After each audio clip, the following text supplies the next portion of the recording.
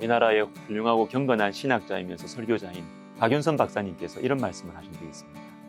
엘리야가 들었던 세미한 음성이 어떤 음성이었는지 난 잘 모르겠습니다. 하지만 제가 체험한 바는 소리는 안 들렸으나 걱정 말라 하는 소리를 들었습니다. 수차례 이러한 체험을 했습니다.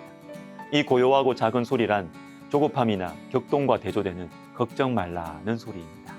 지금까지 살아오는 가운데 역경이 많았습니다. 지금도 역경이 많습니다.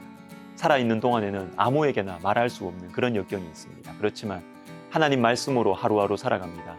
교계에 역경이 있을 때도 역시 저의 책임과 관계가 있는 일에 대해서는 염려하게 됩니다. 그런 때에 기도하다가 하나님 앞에서 생각난 것이 마태복음 6장 34절입니다. 그러므로 내일 일을 위하여 염려하지 말라. 여러분, 염려하지 마십시오. 하나님께서 여러분과 함께 계십니다.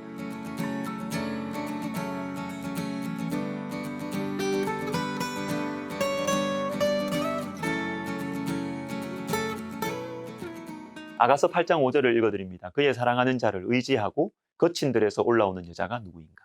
거친 들에서 올라오는 여자, 이 말씀만 있었다면 참 불쌍해 보였을 거예요. 룻기의 나오미처럼 불쌍한 여인처럼 보입니다. 나오미가 누굽니까? 흉년을 피해서 고향을 떠나 멀리 모압으로 갔던 여인. 그런데 도망쳐갔던 그곳에서 남편을 잃습니다. 두 아들도 먼저 죽습니다. 남아있는 희망이 없어서 이제는 고향으로 다시 돌아옵니다. 나오미는 거친 들에서 올라오는 여자, 처량하고 절망적인 인생입니다. 그런데 여러분, 방금 읽은 아가서 8장 5절을 처음부터 같이 읽어보면 불쌍하고 서글픈 분위기가 사라집니다. 그의 사랑하는 자를 의지하고 거친 들에서 올라오는 여자가 누구인가? 사랑하는 남편에게 기대어서 올라옵니다. 여러분, 연약한 여인이라 해도 그가 걸어오는 길이 거친 들이어도 든든한 남편의 품에 안겨 있다면, 함께하는 이가 든든하고 나를 사랑하는 존재라면 이 말씀은 행복한 장면이죠. 당당한 모습입니다. 결코 서글프지 않습니다. 사랑하는 시청자 여러분, 혹시 낙심하고 계십니까? 염려에 잠겨 계십니까? 내 인생이 비참합니까? 앞이 보이지 않습니까? 힘을 내십시오.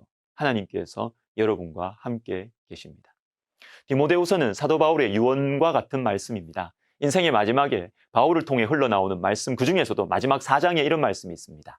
내가 처음 변명할 때에 나와 함께한 자가 하나도 없고 다 나를 버렸으니 다 떠나갔습니다. 처량합니다. 원망스럽습니다.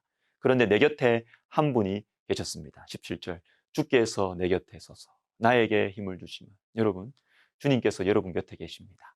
우리 주님의 별명이 임마누엘입니다. 마태복음 1장 23절, 보라 처녀가 잉태하여 아들을 낳을 것이요 그의 이름을 임마누엘이라 하리라 하셨으니 이를 번역한즉 하나님이 우리와 함께 계시다 함이라. 여러분, 하나님이 우리와 함께 하세요. 그런데 방금 읽은 말씀이 들어있는 이 마태복음은 시작인 1장에만 임마누엘이 나오는 것이 아니라 마지막 28장에도 임마누엘이 나옵니다. 20절, 내가 너희에게 분부한 모든 것을 가르쳐 지키게 하라 볼지어다. 내가 세상 끝날까지 너희와 항상 함께 있으리라 하시니라. 우리가 예수님의 제자로 살아가는 그 길에, 예수님의 말씀을 붙들고 가르치며 살아가는 우리의 인생길에 항상 우리 곁에 계시는 분이 계십니다. 바로 우리 주님이십니다. 이것이 우리의 위로이고 우리의 능력입니다. 우리가 살아가는 인생은 거친 들과 같습니다. 거친 들은 광야입니다. 먹을 것, 입을 것이 부족합니다. 염려스럽습니다. 그러나 여러분, 아무리 거칠고 험한 광야라도 함께 하시는 분이 풍성하시면 우리는 당당할 수 있습니다. 염려하지 않아도 되는 것입니다. 열왕기하 6장에서는 아람 왕이 엘리사 선지자를 잡으러 왔습니다.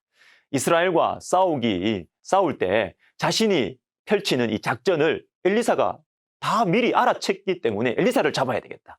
그래서 말과 병거와 많은 군사를 보내서 엘리사가 사는 성읍을 에워쌌습니다. 엘리사의 사환이 이 형편을 보고 두려움에 휩싸입니다. 이때 엘리사가 이렇게 말합니다. 열왕기하 6장 16절 17절, 두려워하지 말라.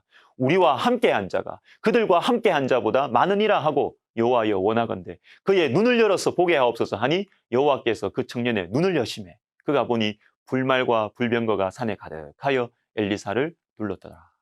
우리와 함께 하신 하나님은 강하십니다. 지혜로우십니다. 우리의 눈을 열어달라고 우리가 주님께 기도해야 되겠습니다. 나와 함께 하시는 분을 볼 수 있도록. 아가서 8장을 조금 더 읽어보겠습니다. 7절, 많은 물도 이 사랑을 끄지 못하겠고 홍수라도 삼키지 못하나니 사람이 그의 온 가산을 다 주고 사랑과 바꾸려 할지라도 오히려 멸시를 받으리라. 주님께서 우리를 사랑하시는 그 사랑은요, 어떤 물도 끌 수 없고 홍수도 삼키지 못하는 강력한 불입니다. 너무나 강력한 사랑의 불, 영원한 사랑의 불이 우리를 향하신 하나님의 사랑입니다. 그런데 마귀는 이 사랑을 의심하게 만듭니다. 마귀는 우리에게 여러분 머리 풀어 헤치고 무서운 도깨비의 모습으로 나타나는 것이 아니에요. 오히려 하나님 백성들의 귀에 거짓말을 들려줍니다. 두려움과 의심을 줍니다. 하나님의 사랑에 대한 거짓말을 들려주죠. 하나님께서 너를 사랑하지 않는다. 너 같은 실패자, 너 같은 낙오자, 너같이 부끄러운 존재를 하나님께서 어떻게 사랑하시겠냐? 여러분, 거짓말이에요. 이 거짓말에 우리의 마음에 한 평이라도 내주면 우리는 의심과 두려움이 주는 어두움에 묻혀서 살게 되는 것입니다. 사단이 주는 두려움과 의심에 매여 있는 분들은 로마서 8장 38절과 39절을요. 반복해서 읽으십시오. 반복해서. 내가 확신하노니 사망이나 생명이나 천사들이나 권세자들이나 현재일이나 장래일이나 능력이나 높음이나 깊음이나 다른 어떤 피조물이라도 우리를 우리 주 그리스도 예수 안에 있는 하나님의 사랑에서 끊을 수 없으리라. 이 말씀은요. 어둠을 몰아내는 능력이 있습니다. 사단의 거짓말을 이길 수 있는 능력이 있습니다. 사랑하는 성도 여러분, 하나님의 사랑은 강력합니다. 예수 그리스도의 십자가로 말미암아 확증된 이 하나님의 사랑은 어떤 물도 홍수도 끄지 못하고 삼키지 못합니다. 이 사랑을 여러분 마음으로 꼭 품으십시오. 낙심과 절망과 두려움을 이기실 수 있을 것입니다. 기도하겠습니다. 하나님 아버지, 어떤 것도 끄지 못하고 어떤 것도 끊을 수 없는 하나님의 사랑, 그 십자가의 사랑을 붙들고 우리 안에 있는 어두움을 몰아내고 사단의 거짓말을 이기는 저희들 되게 하여 주옵소서. 예수님의 이름으로 기도드립니다.